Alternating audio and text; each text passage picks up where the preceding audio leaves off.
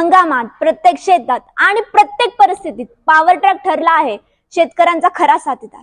सूर्य ट्रॅक्टर्स फक्त एक व्यवसाय नाही, ही एक विश्वासाची परंपरा आहे। आमचं ध्येय स्पष्ट आहे, शेतीला सामर्थ्य आणि शेतकऱ्याला समाधान। चला आजच भेट द्या आपल्या कनाशी व कळवण येथील पॉवर ट्रॅक शोरूमला आणि अनुभवा ताकद, विश्वास आणि प्रगतीचा नवा संगम। आपल्या हक्काचे सूर्य ट्रॅक्टर्स, शेतीचा सूर्य आणि प्रगतीचा मार्ग। धन्यवाद। नाशिक शहरातील अंबड व सातपूर औद्योगिक क्षेत्रातील तब्बल 130 कारखानदारांच्या अतिक्रमणाविरोधात समाजसेवक संस्थेचे संतोष शर्मा यांनी पुन्हा आजपासून सातपूर येथील उद्योग भवन कार्यालयासमोर आपल्या संपूर्ण कुटुंबासह आमरण उपोषणाचे हत्यार उपसले आहे। दरम्यान संतोष शर्मा यांनी याआधी 21 दिवस उपोषण, MIDC कार्यालयावर हातोडा आंदोलन तसेच प्रतिकात्मक निषेधाची अंत्ययात्रा काढली।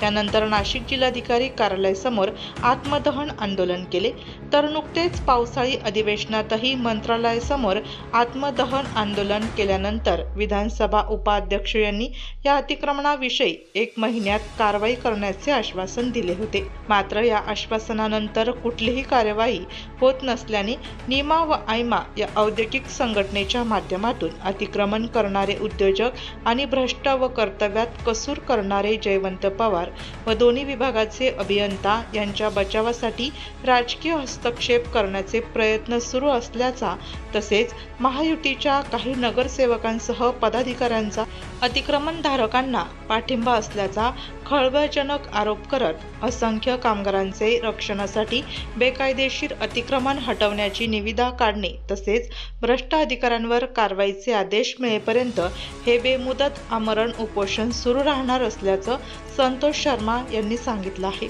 आमच्या मागण्या तर आम्ही विधान भवनात सुद्धा मांडलेल्या आहे। कार्यकारी अभियंता जयवंत पवार यांना बडतर्फ करायला लावलं आहे। त्यांच्या कार्यकाळामध्ये त्यांच्या अधिकाऱ्यांनी त्यांची बाजू मांडली की अधिकाऱ्यांचं कोणत्या अधिकाऱ्याला किती वर्ष ठेवायचं आहे ते आमचं मंडळ बघल, पण आम्ही ऑडिटचा विषय मांडला की प्रत्येक वर्षी ऑडिट का नाही करण्यात आलं। विधान भवनामध्ये अण्णासाहेब बनसोडे विधानसभेचे उपाध्यक्ष यांच्या दालनात 10 सप्टेंबरला आमची बैठक लागलेली होती। मी आत्मदहन केलं, त्याच्याबद्दल त्यांनी त्याची दखल घेतली।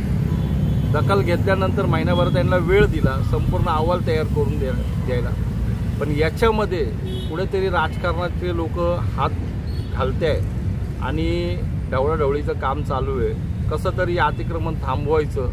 130 कंपन्यांचे प्लॉटवरती अतिक्रमण आहे, यांनी स्वतः 70 ते 80% अतिक्रमण हे जाहीर केले कागदावरती सुद्धा। आज याच्यामध्ये भरपूर जे कंपन्या आहे, सातपूरमधल्या आहे, निलाई आहे, श्रीन ऑटो आहे, श्रद्धा मोटर्स आहे, अंबडमधल्या आहे, धनराज आहे, मुंगी आहे, परत PM ऑटो आहे, इनोवा रब्बर आहे, अशा मोठमोठ्या ज्या कंपन्या आहे, या कंपन्यांमध्ये किती मोठं प्रमाणे अतिक्रमण आहे यांना सुद्धा माहिती आहे आणि अतिक्रमण काढायचं का नाही काढायचं हे यांना सगळं माहिती आहे। आणि याच्यामध्ये इकडं कसं ढवळाढवळी करायचं आणि कसं लांबवायचं, कारण जयवंत पवार यांना रिटायर कसं व्हायचं आहे त्यांनी सगळ्यात मोठा प्लॅनिंग तो केला आहे की ढकलून त्यांच्या रिटायरमेंटपर्यंत न्यायचं आणि पुढे कार्यक्रम चालू ठेवायचा। आता शेवटची नोटीस देतो, 3 नोटीस झाल्या, आता 4थी नोटीस देतो, त्याच्यानंतर निविदा काढतो। निविदा काढल्यानंतर मग मी पुढचं प्रोसेस करतो। याच्यामध्ये 18 ते 20 नगरसेवकसुद्धा सामील आहे, आजी माजी पद अधिकारीसुद्धा सामील आहे महायुतीचे। आता याच्यामध्ये मी सगळ्यांचीच नावं घेणार आहे, 1-2 दिवसात मी सगळ्यांची नावंसुद्धा जाहीर करेल की कोण याच्यात आहे कोण नाही आहे आणि याच्यामध्ये पुढे काय होणार आहे। आणि मी उपोषण अण्णासाहेब बनसोडे हे आल्याशिवाय सोडणार नाही। माझ्या उपोषण जागेवरती ते येतील, कारण त्यांनी मला आश्वासन दिले, मला त्यांच्यावरती खात्री आहे ते मला न्याय मिळवून देतील, त्यावर मी उपोषणाला बसतो। विधानसभेचे उपाध्यक्ष अण्णासाहेब बनसोडे हे या ठिकाणी आल्यानंतरच आपण उपोषण सोडणार असल्याचंही उपोषणकर्ते संतोष शर्मा यांनी यावेळी सांगितलं आहे। आता या आंदोलनाचा हातोडा अधिकाऱ्यांवर की अतिक्रमणावर पडणार याकडे साऱ्यांचे लक्ष लागून आहे।